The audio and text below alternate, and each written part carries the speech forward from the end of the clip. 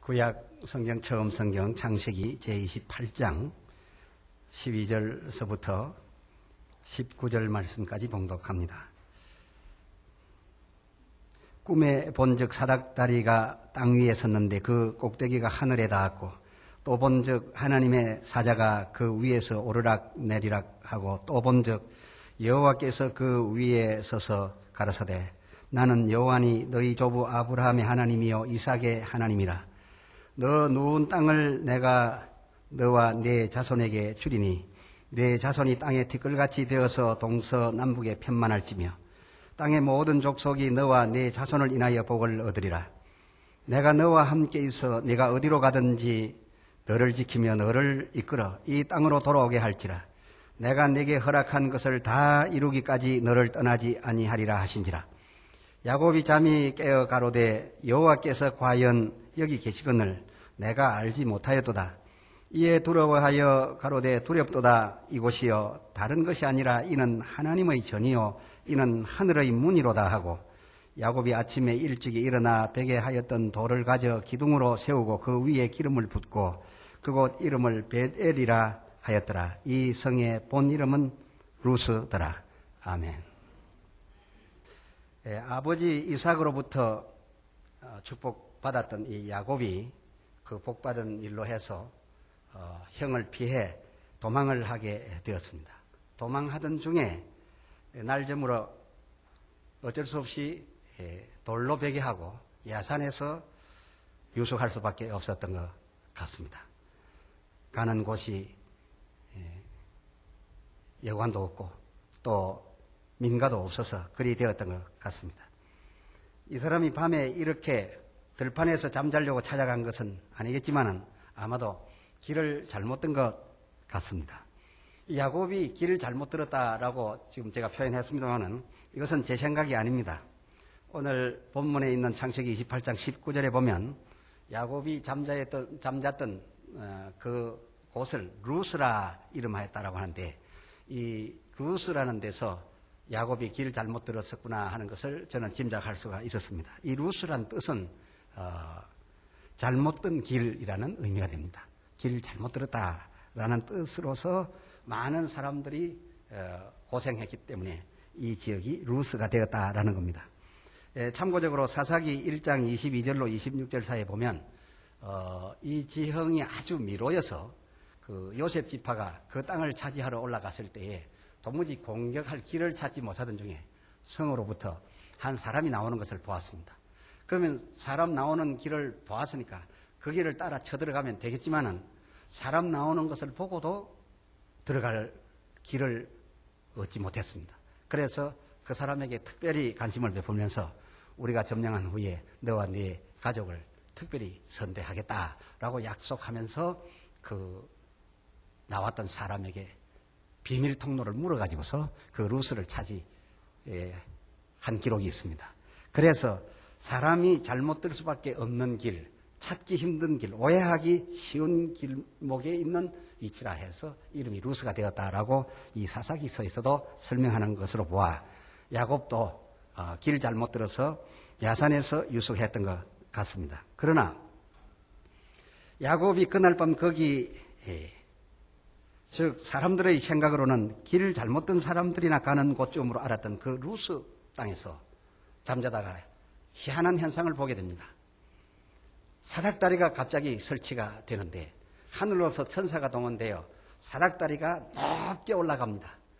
자기가 누운 그곳으로부터 하늘의 사닥다리가 닿더니 천사가 먼저 오르락 내리락 그 사닥다리의 안전을 점검한 후에 잠시 후에 보니까 하나님이 그 사닥다리를 통해서 자기 앞에 나타나 그 루스 땅에 서서 자기와 만나 대화를 해 주시게 됐던 겁니다. 하나님과의 대화를 마친 이 야곱이 그 땅을 루스라 할 수 없다라고 했습니다. 이 루스는 잘못된 길, 잘못 들어온 사람들이 가는 곳이지만은 여기는 잘못된 곳이 아니다. 내가 실수로 온 것 같지만은 참으로 올 곳에 왔다. 하나님이 계신 곳이다. 해가지고서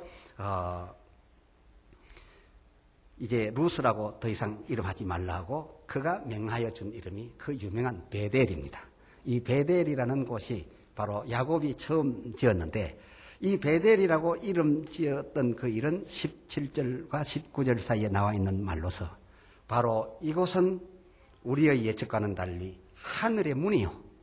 그리고 하나님이 내 앞에 서셨으니 여호와의 전이로다라는 뜻에서 베델이 된 것입니다.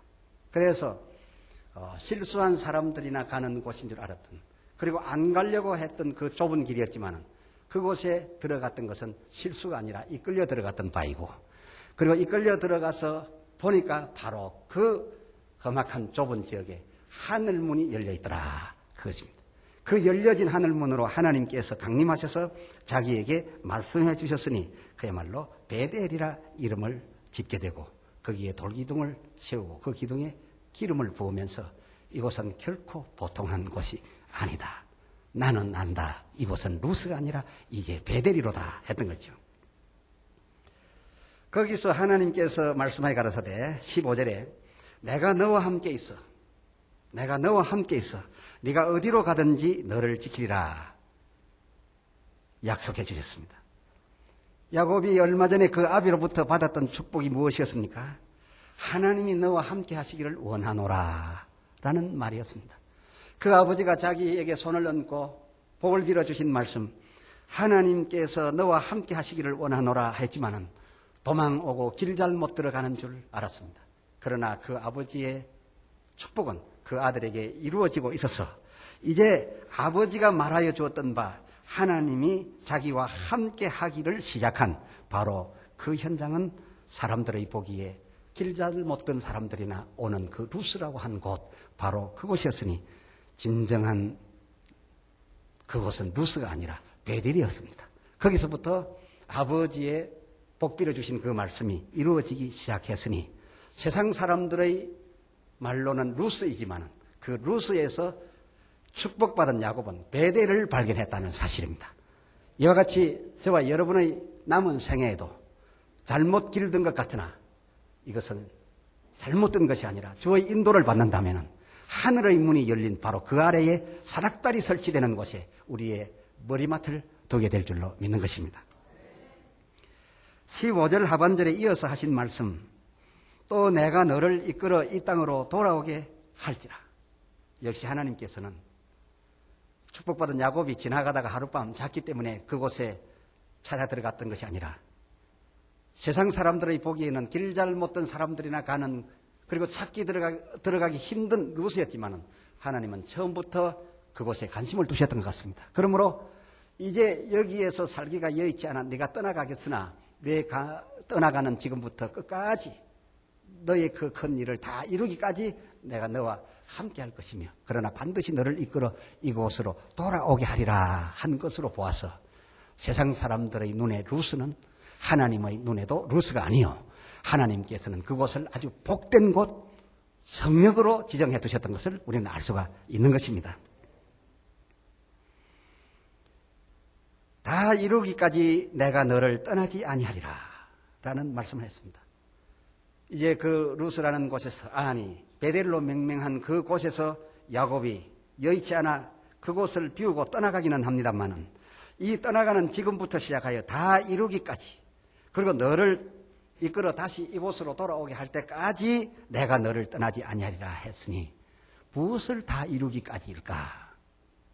야곱의 다 이루기까지라고 하나님이 약속하고 계신데 무엇을 다 이루기까지 야곱에게서 하나님이 떠나지 아니하시겠다고 이 베델에서 약속하셨던가 하신 내용에 대해서 이제 이어 답변에 올린 야곱의 얘기를 들어보면 하나님께서 다 이루기까지라고 한 것이 무엇을 다 이루기까지인가 라는 것을 알게 됩니다.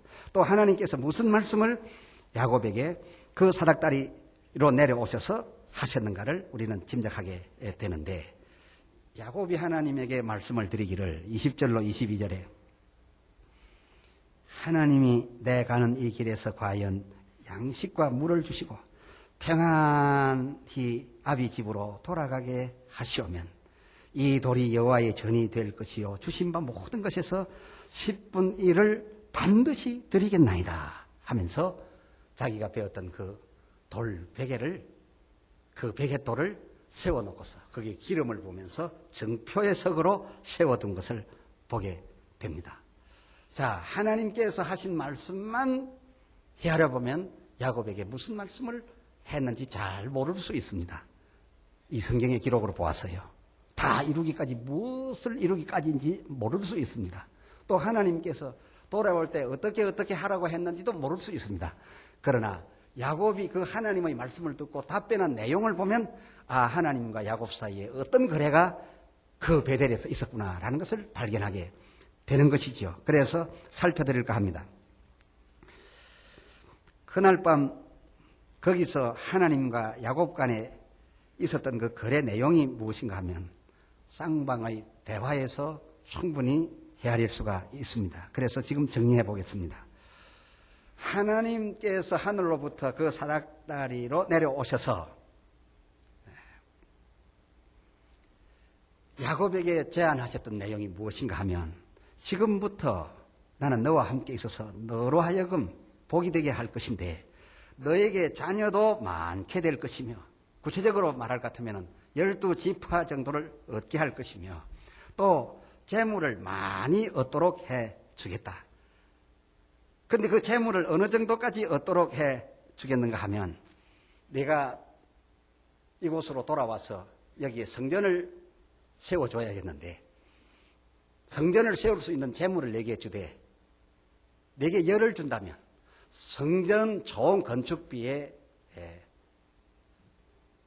10배를 주겠다라고 약속했다는 겁니다. 이제 제 설명을 들으면 여러분이 알 수가 있습니다. 왜냐하면 내가 돌아와서 여기에 내 전을 세워주기를 바라는데 그 전의 규모는 이러이러하다. 이 규모의 전을 지을 때 내 전 재산의 10분 1로서 짓도록 해주겠다 그랬습니다. 지금 야곱이 떠날 때에는 맨손입니다. 아무것도 없습니다. 그리고 이룰 만한 백성도 없습니다. 그러나 하나님께서 이 루스 땅이던 이곳에 야곱에게 나타나시사 야곱이 그 땅은 루스가 아니라 더 이상의 루스가 아니라 이제는 하늘의 문이 열린 하늘문이다. 그리고 여호와의 전이 된다. 라고 인정을 하게 됐을 때 하나님께서 그에게 요구하신 내용입니다. 돌아올 때 내 전 재산의 10분의 1만 갖고도 이 거대한 성전을 지을 만큼 내게 큰 재산을 주겠다. 그러니까 성전 총 건축비의 10배를 주겠다는 말 아니겠습니까? 적어도 9배나 10배를 주리라. 이런 말씀이 하나님이 먼저 하셨다라는 겁니다. 이런 제안을 하나님이 이제 놓으셨던 거지요. 야곱이 자기의 의견을 말씀을 드립니다. 어떤 내용인가 하면 여기에서 하나님의 제안을 우리가 알게 된 것이었죠. 하나님이 과연 이 길에서 그리 하신다면 하나님께서 과연 내 가는 이 길에서 그리 하신다면 22절 하나님은 나의 하나님이 될 것이요 하나님이 내게 주신 모든 것에서 10분 1은 반드시 드리겠나이다 라고 말하고 있습니다. 이 어찌 보면 야곱이 스스로 흥분해 가지고서 자기가 서원한 것처럼 생각하고 오늘날 이 11조가 이 베델에서의 야곱의 서원처럼 우리가 11조 해야 된다라고 하지만은 오늘날 우리가 드리고 있는 11조와 야곱이 이날 밤에 하나님과의 거래에서 밝힌 11조는 전혀 다른 겁니다. 오늘날 우리가 드리는 11조는 소득의 11조입니다.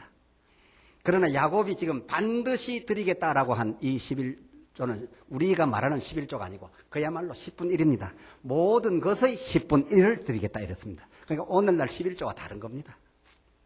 이것을 잘 이해하셔야 합니다.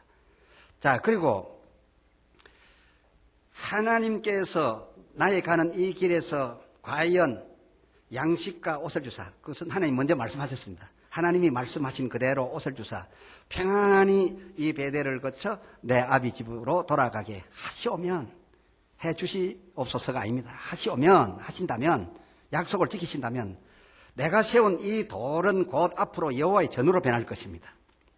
그리고 여호와의 전을 건축하는 데 들은 총 비용을 위하여 그 총 건축을 위하여 내게 주신 바 모든 것의 10분 1을 드리겠나이다가 아닙니다. 반드시 드리겠나이다 그랬습니다. 이 반드시란 말은 자기가 스스로 바치고 싶어 할 때 반드시란 말을 안 합니다. 하나님께서 달라고 했는데 어김없이 반드시 약속 지키겠습니다 할 때 이 반드시란 말을 쓰는 겁니다. 이해가 되시면 아멘 합시다. 그러니까 하나님께서 먼저 제안하시기를, 이 베델에서 제안하시기를, 지금부터 내가 너와 함께 있어 내 가는 길에 복을 줄 것인데 많은 자녀를 얻게 될 것이며 많은 재물을 얻게 될 것이라. 어느 정도까지 얻게 될 것이냐? 이 정도까지라. 네가 돌아올 때에 네가 세운 이 도의 현장에 여호와의 전을 세울 것인데 내 재산의 10분 1만 갖고도 전을 완공할 수 있도록 많은 재산을 네게 주겠느니 너는 지금부터 가라 했습니다. 그리고 다 이루기까지 너를 떠나지 아니하리라 한 것은 성전 건축비에 적어도 10배 재산을 네가 모을 때까지 나는 너를 떠나지 아니하고 모아줄 것이라. 그런 약속을 하나님이 먼저 하셨던 것을 이제 짐작하실 수 있으면 아멘 합시다. 그렇습니다. 여러분께서 이해를 잘 하시니 참 저도 기쁩니다. 그래서 이제 이 야곱이 말하기를 하나님께서 나의 가는 길에서 과연 그리 하신다면 내가 돌아올 때에 하나님의 약속하신 그대로 반드시 지켜드리겠습니다. 10분의 1을 반드시 드리겠습니다. 이 반드시 드리겠다는 말은 상대 쪽에서 먼저 요구했기 때문에 난 반드시 수행합니다. 그렇게 이제 각오의 말씀을 드렸던 것으로 이제 우리는 이해할 수가 있습니다. 하나님께서 그 밤 쌍방 대화에서 야곱에게 이같이 제안을 하심에 따라서 야곱은 역시 하나님이 그렇게 화연하신다면, 그렇게 이루을 때까지 날 떠나지 아니하고 지켜만 주신다면 그때 비로소 하나님은 나의 하나님이 되실 것이요. 그리고 또 이 돌베개 세운 이곳이 하나님의 전으로 바뀔 겁니다. 이렇게 한 야곱의 말로 보아서 그 성전 건축 총액의 10배나 9배나 10배나 되는 이 큰 재산에 대한 이 축복에 대한 제의는 누가 먼저 했느냐? 하나님이 먼저 하셨다 그겁니다. 오늘 이 말씀을 통해서 여러분이 아멘하고 받으심을 통해서 오늘 하나님으로부터 이 제안을 그때 야곱이 받은 것처럼 한번 받아보시길 바랍니다. 하나님의 말씀은 그때나 지금이나 어제나 오늘이나 영원토록 동일하게 깨닫고 아멘하고 받아들이는 자에게 이루어진다 하였으니 하나님의 먼저 하신 이 축복 제안을 여러분께서 받아보십시오.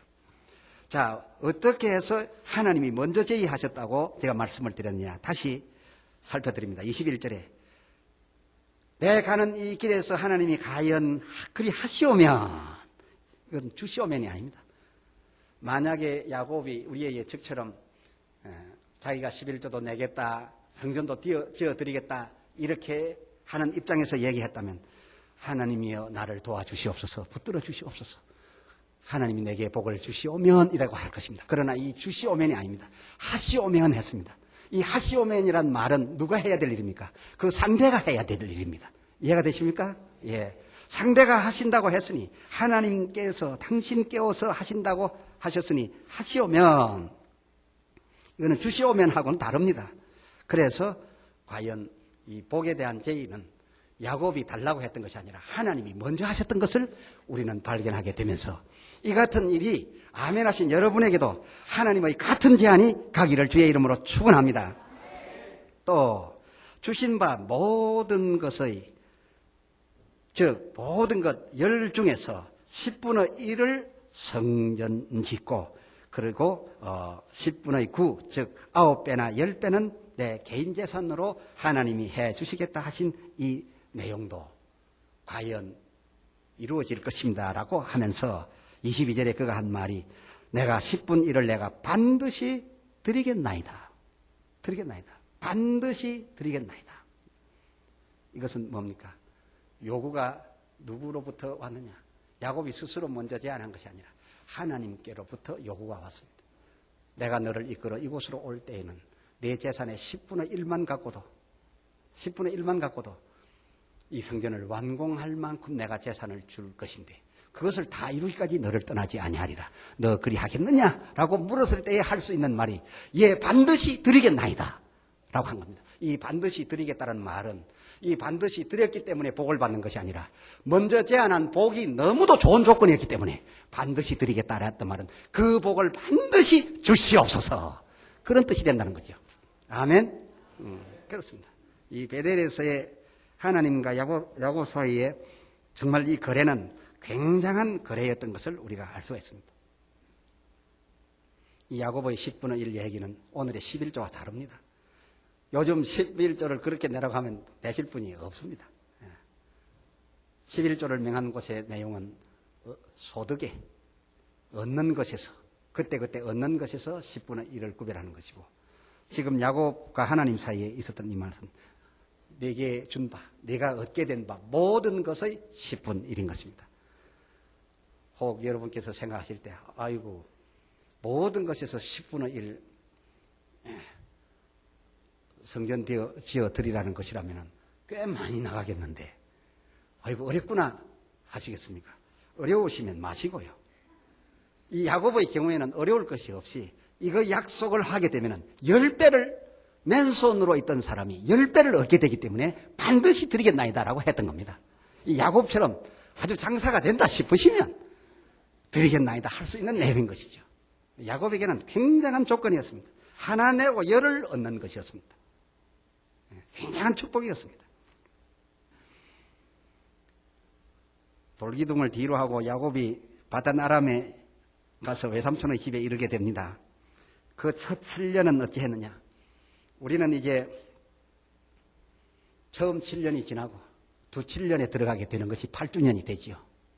이 야곱의 돌기둥 뒤로 하고 바단 아람으로 가서의 첫 7년은 레아를 얻는데 보냈습니다.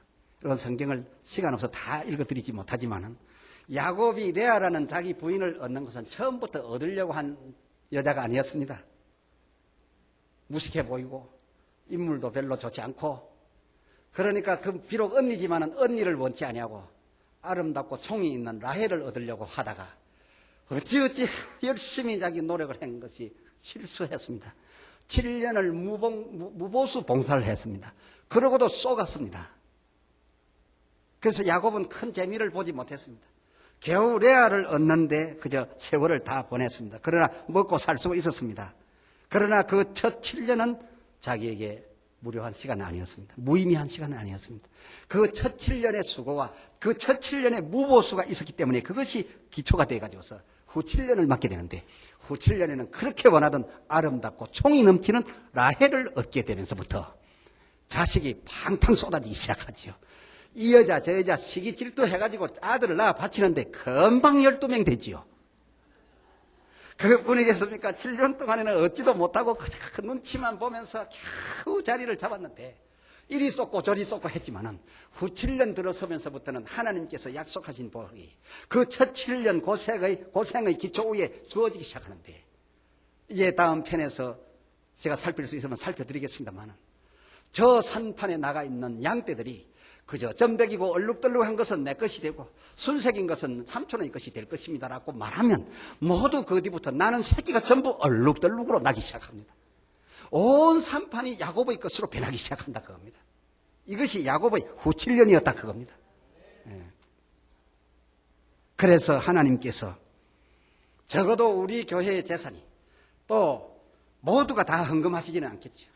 모두가 다 이 약속을 다 받아칠 수는 없겠죠. 물론 모두께서 그리 되셨으면 좋겠지만 모두가 아니지신다 할지라도 야곱의 돌벽에 세운 베델로 가서 성전을 지을 수 있었던 것처럼, 그리고 반드시 돌아가서 짓겠다라고 했던 것처럼 이 하나님의 약속된 제안을 아멘으로 받은 사람 몇 사람이 될지 모르나 그런 사람들에게 이 야곱의 후 7년의 출발이 오늘 그런 자의 출발이 될 줄로 믿는 것입니다. 앞으로 뭐 IMF가 어떻고 경제가 어떻고 그것은 문제가 되지 않습니다. 하나님께서 역사하시는 역사를 따라서 성전을 건축할 10배를 전체에게 주든지 아니면 몇 사람뿐만 안 된다면 그 몇 사람을 통하여 주든지 야곱의 약속과 같은 베델의 대화를 우리와 하고 계신 줄로 믿는 것입니다. 이 하나님의 계약 속에 함께 계약하기로 기뻐하시고 계약을 해보시는 여러분, 적어도 하나님께서 우리를 이끌어갈 때에는 적어도 우리에게 재산 10을 주시사 재산 10 중에 하나님께서 주신 그 10 중에 하나만 갖고도 성전을 완공하고 남을 만큼 이루기까지 하나님께서 너희를 떠나지 않겠다는 하나님의 말씀이 약속을 받아들여 하나님과 약속을 맺으시는 여러분에게 주어지는 약속이 되시기를 주의 이름으로 축복합니다.